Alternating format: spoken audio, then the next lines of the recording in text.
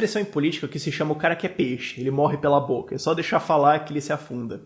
O governo Temer é uma coisa diferente, que ele morre pela ausência de boca, a ausência de falar, a ausência de explicar. Porque é o seguinte, isso foi uma coisa que um analista político que eu vi ele falando, foi uma coisa muito inteligente de se remarcar. O PT não saiu do poder, ele saiu da presidência.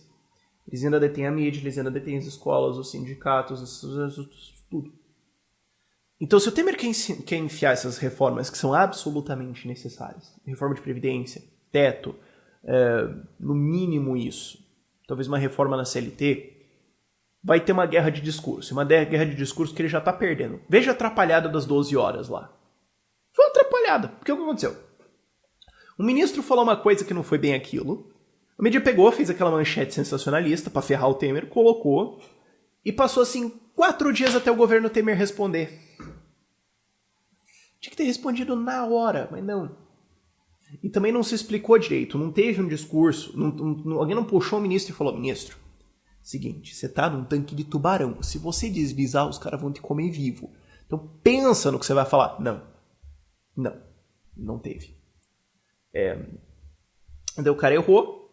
O negócio do Deltan Dallagnol lá, que um blogzinho inventou uma coisa que ele não falou, jogou a manchete, todo mundo repercutiu. Não tô dizendo que isso é uma coisa contra o governo Temer necessariamente, mas pra você ver o poder que esses caras têm de controlar a narrativa. O PT não saiu do poder, ele saiu da presidência. Não é nem o PT, a esquerda que via no PT o seu veículo principal, e agora tá na dúvida procurando outros, mas essa esquerda ainda domina a narrativa. Conseguiu emplacar essa da palhaçada das 12 horas, que era uma mentira. Conseguiram espalhar um boato de 80 horas de trabalho. Conseguiram espalhar essa do Deltan Dallagnol. E nós temos a convicção. E o Temer não fala nada. É um governo que não é midiático, é um governo que não sabe se comunicar, é um governo que não se comunica. Porque é um governo de um cara que é presidente de partido. O Temer é presidente do partido. Presidente de partido é de discussão interna, coisa fica aqui, a gente conversa um com o outro, acerta tudo aqui, tal, e de repente tá feito. É assim que funciona. E o que ele tá querendo fazer? Ele tá querendo fazer isso na presidência, não funciona, tem que ser mídia. Tem que vender um discurso, tem que colocar a narrativa, tem que colocar um problema, tem que, vamos pra mídia, e ele não tem essa mídia. O que ele tem é um instrumento de discurso presidencial. Interrompemos essa transição para o discurso do presidente da... Ele tem isso. Ir lá e falar. E ele tem que ir e falar em temerês, né? Com metonímia, aquela coisa bonita. Fazê-lo aí. Mas ele tem que falar alguma coisa assim, ao efeito de... Tá tudo indo pro saco. Pá! Não achem que porque a Dilma saiu, a gente de repente... Não. O orçamento brasileiro está indo para o saco. E daqui 5 ou 10 anos nós vamos quebrar. E sabe a tua aposentadoria? Você não vai receber. E sabe você que tem aí 30 anos de idade e está pagando INSS? Você não vai receber. E sabe educação e saúde? Não vai ter dinheiro. E vai morrer uma galera na saúde. E isso vai dar tudo errado e vai fazer a Grécia parecer bonito. Então a gente tem que fazer essas reformas agora. Senão assim, pensa assim, tem um poço com espetos no fundo, assim, que estão pegando fogo. E o Brasil tá caindo. E se eu não fizer nada, ele vai cair e vai todo mundo se ferrar lindamente. Então eu vou fazer reformas e elas são necessárias. E quem não gostou, que responda, que se explique. E daí colocar todos os ministros dele, colocar todo mundo para fazer uma campanha de marketing, uma campanha de publicidade de por que isso precisa ser feito. Isso é uma coisa que o PT sempre teve, publicidade. Porque a publicidade dos caras, você tem que pensar isso, a publicidade dos caras era tão intergalaticamente boa que eles elegeram a Dilma 2 vezes. Se tem um Oscar da publicidade, o João Santana merece ele.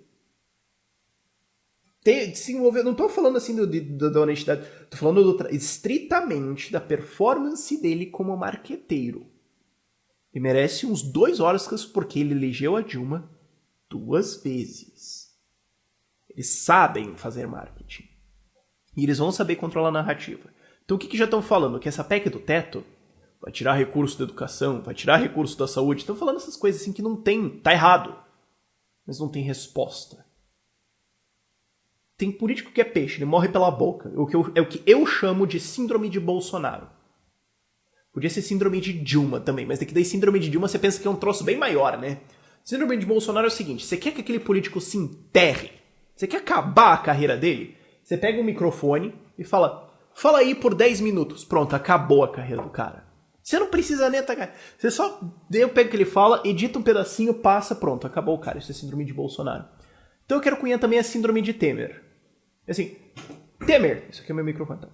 Temer, estão falando que você vai modificar a CLT e vai cancelar a Lei Áurea e vai ter trabalho infantil e escravidão no Brasil. O que você quer falar? Nenhum comentário? Legal. Temer, estão falando que você vai ferrar todo o Brasil e vai ter todo problema e vai todo mundo morrer e que, sei lá, você faz ritual satânico. Alguma coisa sobre isso? O cara não fala nada. Não tem comunicação. Eu acho que é isso que vai ser a falha, o que vai fazer com que essas reformas extremamente necessárias, que reformas que são até pequenas demais, podia ser muito maior. Porque assim, olha que o único grupo que está defendendo o Temer, único, são os liberais. So, eu caio como defensor do Temer, porque eu falo que tem que fazer essas reformas e que é pouco ainda, e que o Temer é um bandido, parte de uma organização parasitária chamada Estado, que tem que cair. E parece que eu tô defendendo ele, porque ele não faz nada. Você tem sites liberais falando, ó, tem que fazer essas reformas, e é pouco, tem que fazer mais. Agora, os caras estão falando alguma coisa? Sabe, que eu saiba, existe uma coisa chamada Ministério da Comunicação. Eu sou a favor de cortar ministério, mas use esta porcaria, sua mula. Então, ou corta logo de uma vez, já que não vai usar, você não se comunica com nada. Esse vai ser o grande... o que está me levando mais para querer que essas reformas... É cada vez mais difícil acreditar que elas vão acontecer. Essa é a grande dúvida do governo Temer. Porque o Temer dane-se, o que importa é as reformas. Se elas não saírem, não adianta. E eu acho que cada vez mais está difícil de vê-las acontecerem. São reformas impopulares que você precisa explicar para a população. Olha, por que tem que acabar o FGTS?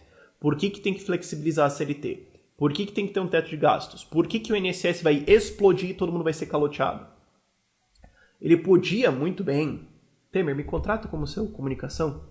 Eu não vou aceitar, tá? Mas, poxa, enfim. Ouve. Eu sei que vocês assistem meu canal. Ouve. Aproveita assim, o Rio indo à falência, o Rio Grande do Sul indo pro saco. Faz umas gravações assim, mostra e fala, gente... Vai fazer sensacionalismo mesmo, vai ter que fazer sensacionalismo.